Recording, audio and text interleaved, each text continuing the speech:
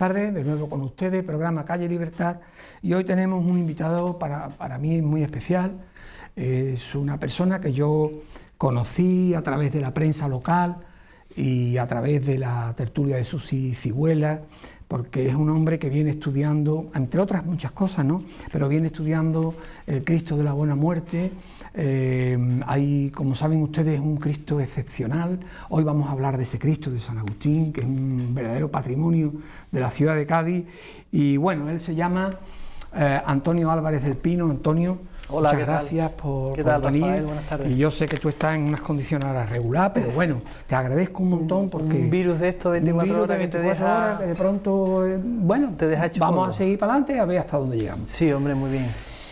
Antonio, vamos a ver, tu currículum. Tú eres licenciado en la Facultad de Bellas Artes de Sevilla, sí. Tienes dibujos, tienes pinturas, de hecho, de la Buena Muerte has hecho... Hice un estudio anatómico el año pasado. ¿De dibujo? Con una exposición, dibujo a tinta y plumilla, hice una exposición de 22 dibujos de distintas partes del cuerpo, desollando al Cristo. O sea, bajo la piel. Exacto. Estudié, analicé el sistema vascular, el sistema óseo y el sistema arterial del Cristo, y en un afán de conocimiento, primero para yo conocerlo yo y después para enseñarle a Cádiz el Cristo desde un punto de vista que nunca se había enseñado. Ajá. Y eso me pareció que ahí cubría yo un hueco, porque claro, el Cristo, bueno, las obras de arte suelen ser patrimonio de los historiadores del arte. Entonces los historiadores del arte son personas de archivos, sí, son personas de letras, de textos, pero al no tener conocimiento de dibujo, llega un momento que ahí sí podía yo explicar a la ciudadanía el Cristo, sí, desde un punto de vista y sobre todo autoaclararme yo, porque yo siempre he escuchado desde chiquitito por tópicos de que el Cristo era una maravilla anatómica y tal. Sí. Entonces yo, con el paso del tiempo, pues por los estudios míos de anatomía, de bellas artes y demás, y mi actividad diaria de escultor y de pintor, pues claro, dije, voy a ver si es cierto.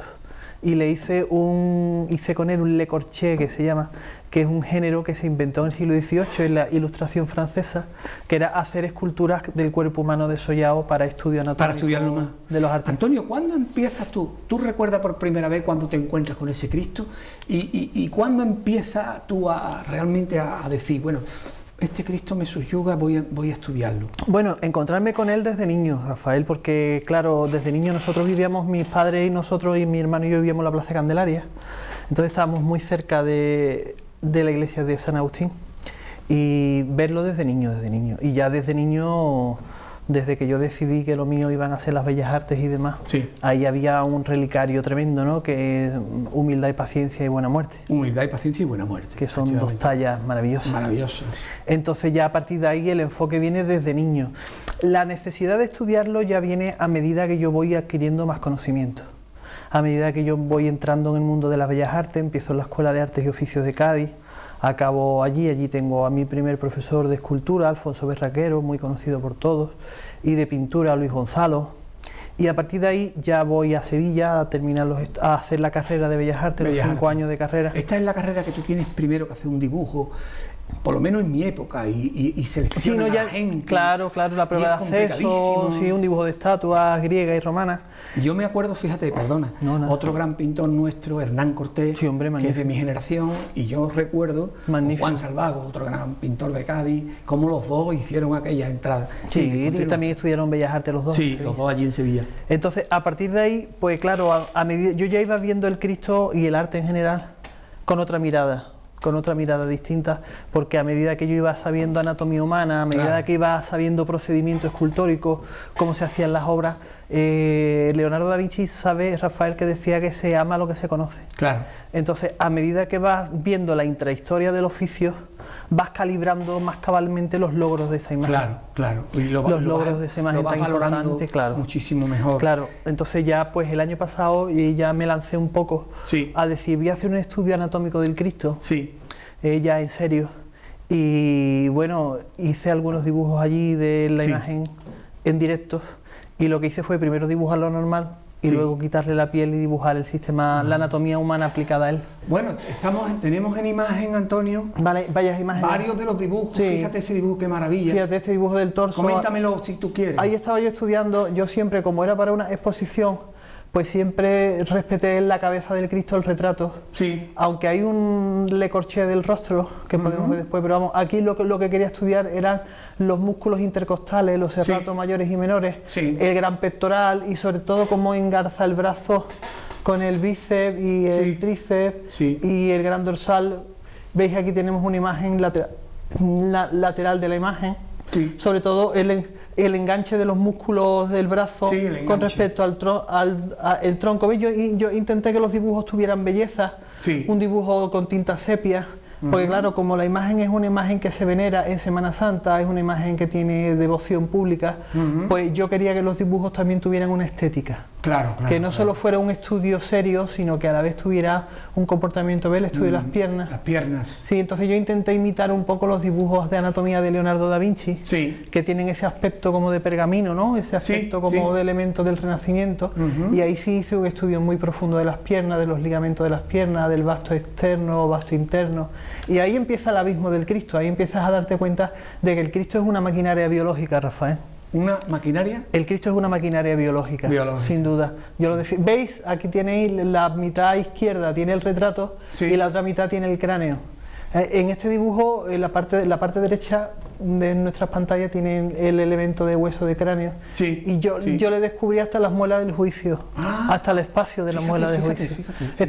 Estos dibujos eran fascinantes hacerlos porque yo estaba de sobresalto, decía, Dios mío, ¿cómo puede tener esto? Fíjate. Y es impresionante. Hay un músculo que se llama pectoral menor, que está detrás del pectoral mayor, que yo no conozco ningún Cristo de Montañés, ni de Juan de Mesa, ni de los Ocampos, que lo tenga en un estudio de la espalda, que es muy poco vista, porque tiene la cruz delante, entonces muy poco vista, estudio de la espalda del Cristo, que es portentoso.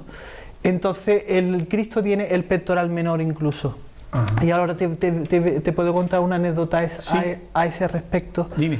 Porque cuando di la conferencia con la tertulia Layeman, yo puse el año pasado por Cuaresma la exposición esta, y un día pasa la exposición, se clausura, y un día recibo un correo electrónico de una señora que yo no conocía de nada, y me dice que su marido era médico internista fallecido, y que él había hecho en los años 80 un estudio anatómico del Cristo de la Buena Muerte desde el punto de vista médico, y que ella había visto la exposición y le había gustado tanto que ella pensaba que a su marido le hubiera gustado que la tuviera yo.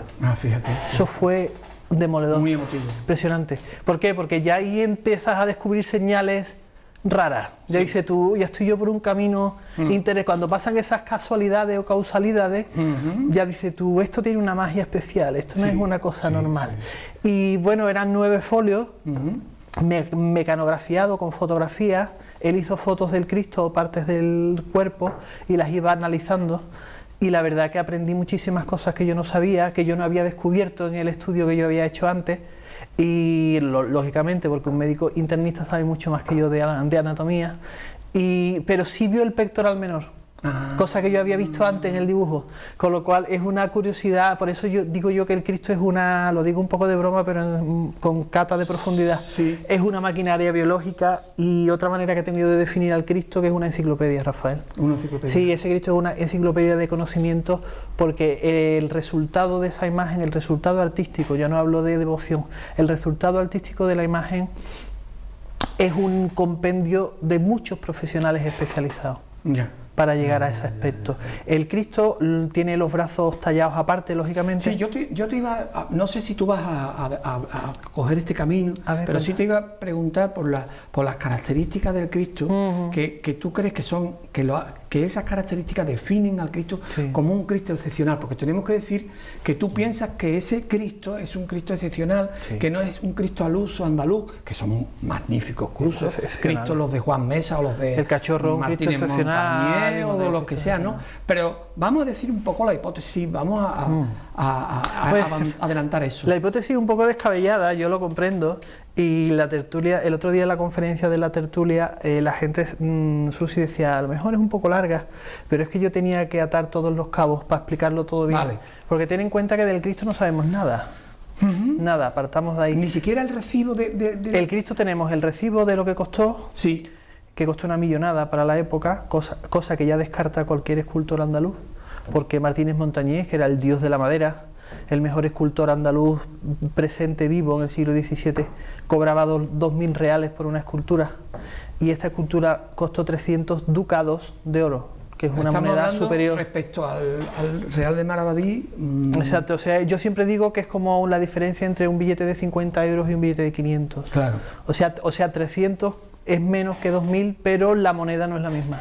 Claro. Entonces, como dato también significativo, el Cristo de la Buena Muerte costó lo más caro que el retablo de la iglesia entero, el retablo mayor completo, que como sabemos es de Alonso Martínez y de Jacinto Pimentel, autor también del Cristo de la Humilde Paciencia, excepcional imagen. Excepcional también. Entonces, claro, el precio es una coordenada que hasta ahora no habían tenido presente, entonces el precio ya te está hablando de un autor de primerísima categoría.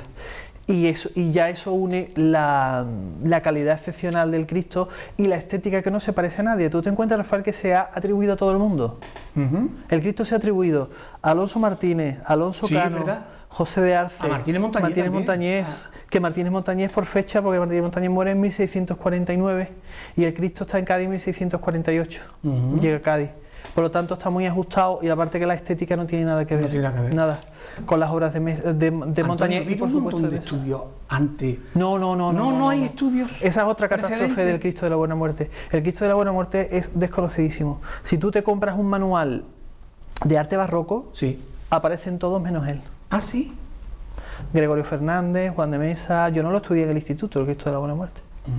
En Historia del Arte. No me refiero ni en la Facultad de Bellas Artes. A que se estudie en las carreras, sino de si hay, soy profano en este asunto, si hay estudios de especialistas respecto al Cristo de la Buena Muerte. No.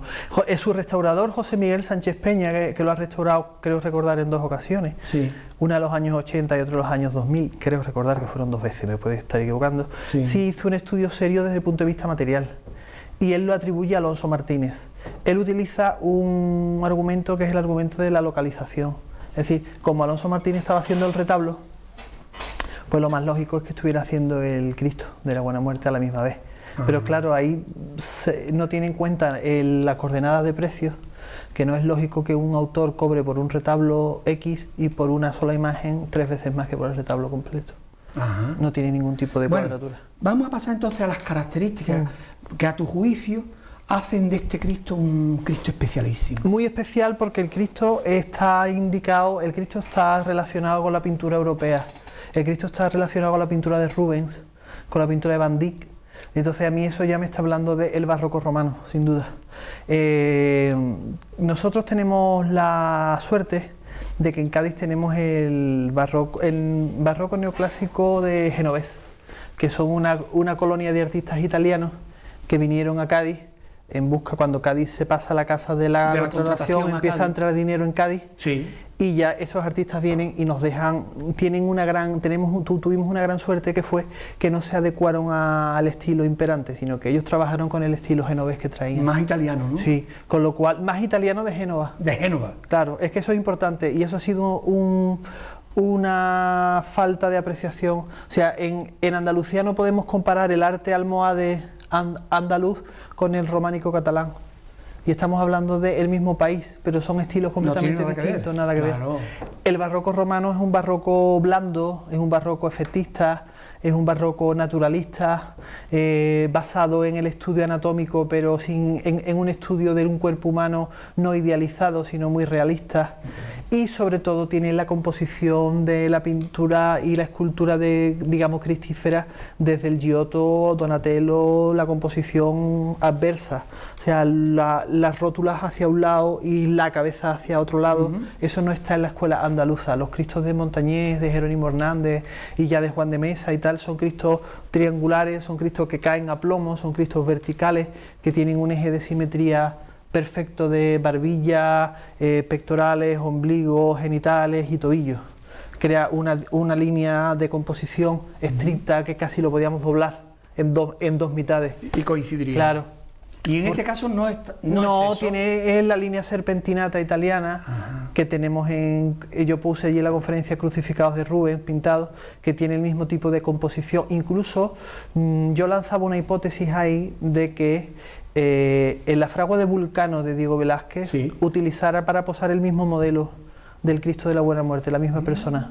yo casi veía a la misma persona, el mismo canon. ¿Y pusiste las diapositivas? Sí, Y estuviste... comparativamente. El qué pecho rectangular, el pecho no de cintura de avispa como pone Juan de Mesa, como pone Montañés, sino un Cristo rectangular, un Cristo musculoso, pero a la vez muy elegante, con los gemelos muy contraídos, muy puntiagudos, con la cadera masculina rectangular, no como la hace Montañés o Juan de Mesa femenina, para darle gracia, para darle belleza, sino que es un cuerpo muy de modelo. Y yo decía ahí que por mi propia actividad artística, encontrar modelos de bellas artes que posen bien y que tengan proporciones adecuadas no es tan fácil de encontrar. Entonces yo creo que los artistas italianos se pasaban los modelos unos a otros. Vale. Entonces sí ahí la explicación, otra gran atribución que se hace al Cristo de la Buena Muerte, que es de Miguel Ángel Castellanos, que hay que rendirle siempre su memoria a esa. Él fue el primero que dijo que el Cristo no era italiano, y él lo atribuye a Alessandro Algardi, que es el rival de Gian Lorenzo Bernini, que es al quien yo lo atribuyo.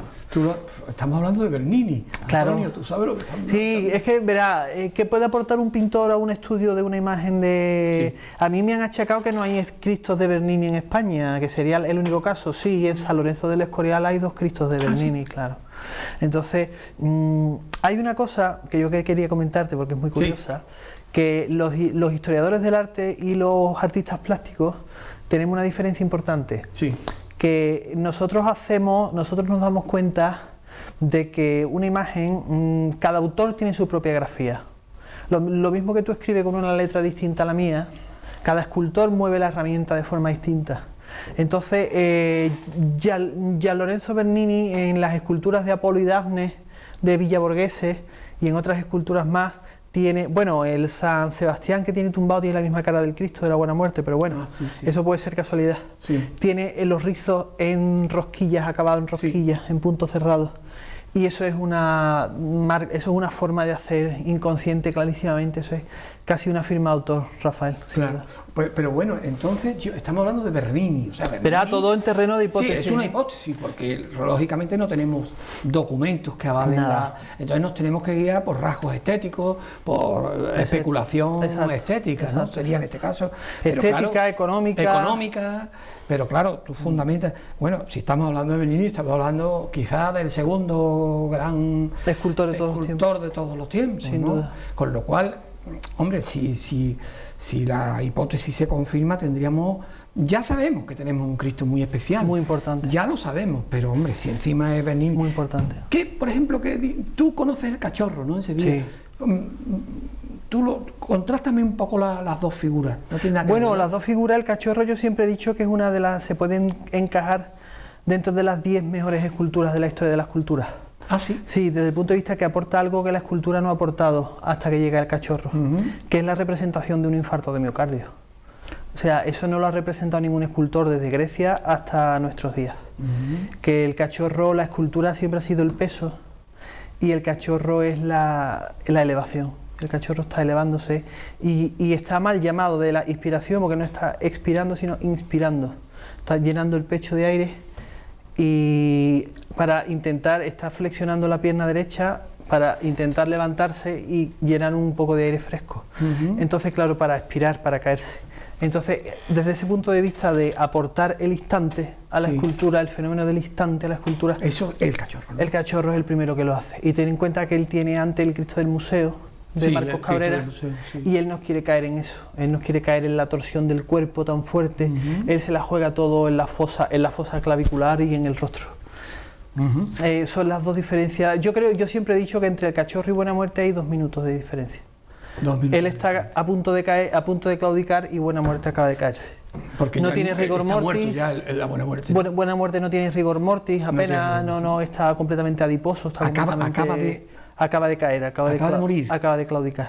Eso, tiene las manos en garra, tiene los pies torcidos hacia abajo, no tiene los pies rectos. Ese tipo de detallito es de un escultor de un nivel tremendo.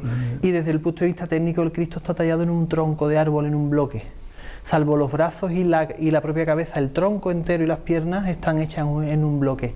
En Andalucía, como los pasos procesionaban, no se tallaban en bloques, sino mediante costeros, mediante bloques de madera pegados con una cámara de aire en el centro.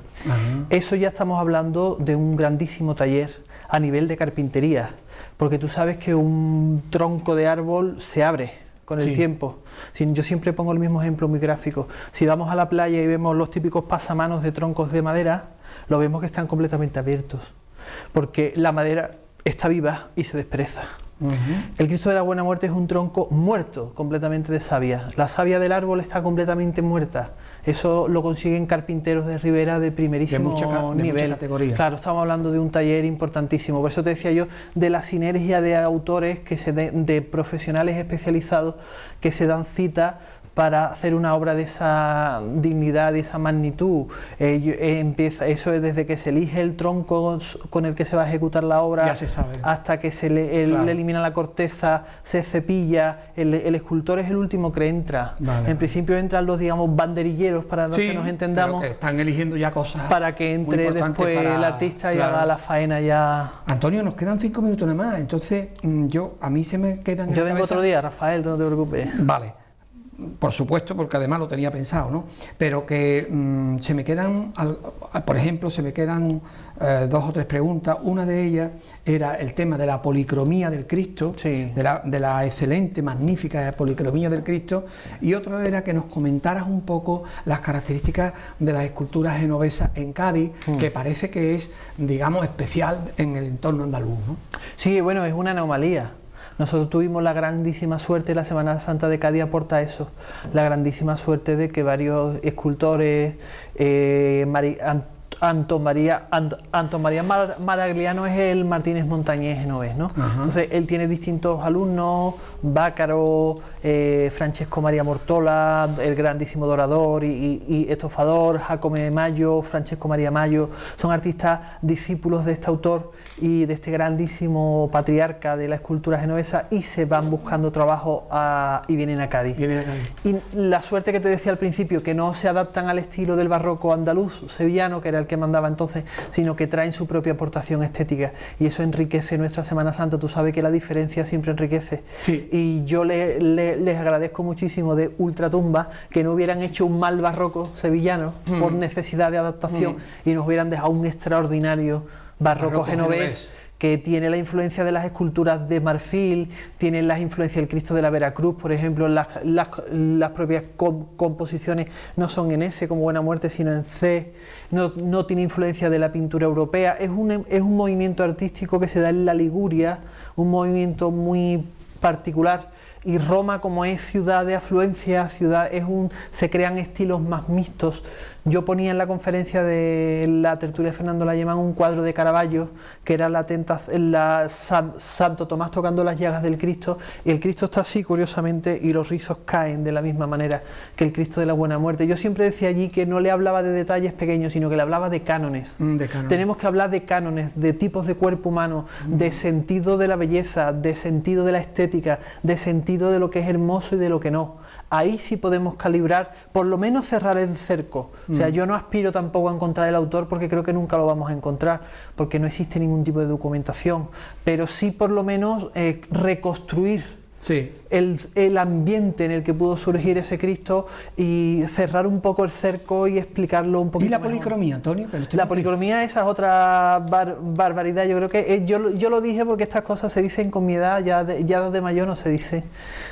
Yo sé que cuando tenga 60 años seré más prudente y no lo diré, pero yo tuve la suerte de otro de los grandes lujos, aparte de el informe médico de Antonio, el doctor Antonio Sánchez Heredia, pues resulta que la cofradía, en agradecimiento por la exposición, me dijo: Antonio, vente el sábado por la mañana, el sábado santo, que nosotros bajamos el Cristo y lo ves tranquilo, abajo. Y me regalaron un guante blanco que el hermano mayor me dijo que solo lo tenía Azaña, el presidente de la República, Gregorio Marañón, José Luis Ruiz Nieto Guerrero, un historiador del arte de Cádiz, y yo era el cuarto que lo tenía. Porque hay que decir que Azaña vino expresamente a Cádiz a verlo.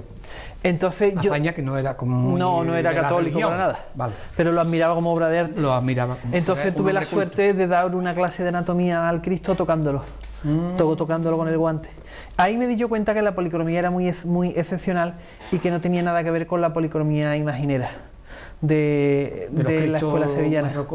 No, el estuco, la imprimación blanca estaba dada a grandes brochazos, sin lijarlos. la piel era muy plana, pero un solo color de piel, pero un solo color engañoso, porque la mesa esta es plana y la vemos completamente sin matices. O sea, si el pintor hubiera pintado el Cristo completamente plano, sería un rosa chicle que no transmitiría la profundidad de piel que tiene ese Cristo. Con lo cual ese Cristo tiene muchos tonos de piel, muchos tonos intermedios, tan maravillosamente fundidos que no lo vemos. Y en los planos cóncavos, en los planos convexos, en las rodillas, en la parte alta, él mete tonos claros, en la parte cóncava, mete tonos oscuros para resaltar el modelado, para acentuar el análisis de formas, y eso lo hace un pintor de primerísimo nivel. ¿Hipótesis? Velázquez. Vale, magnífico. ¿Por qué? Porque Velázquez aprendió la técnica con el que la inventó, que fue su suegro, Francisco Pacheco. Francisco Pacheco, en su libro El arte de la pintura, él inventa la técnica de policromía mate, como él llama. Entonces Velázquez era, aunque él no la ejercitara mucho, que sepamos, pero a la hora de darse un día un caprichito de policromar una imagen de ella, Lorenzo Bernini, íntimo amigo suyo, cuando estaban en Roma, en el segundo viaje él estuvo en 1648 en Málaga, embarcando para Italia, para Roma, para el segundo viaje. O sea que había una amistad también. Sí. Bueno, Antonio, es que a mí el tiempo, hablando de esto, vuela. Tenemos un... Lamento no haber estado en perfectas condiciones. Nada, al revés, te lo agradecemos porque realmente tengo que decir que estás mal, vamos, sí, que estás muy mal. Antonio, hacemos un segundo programa, ¿eh? Por supuesto. Queda ahí en el aire. Encantado. Y a ustedes, pues muchísimas gracias por estar ahí y hasta el próximo programa de Calle Libertad.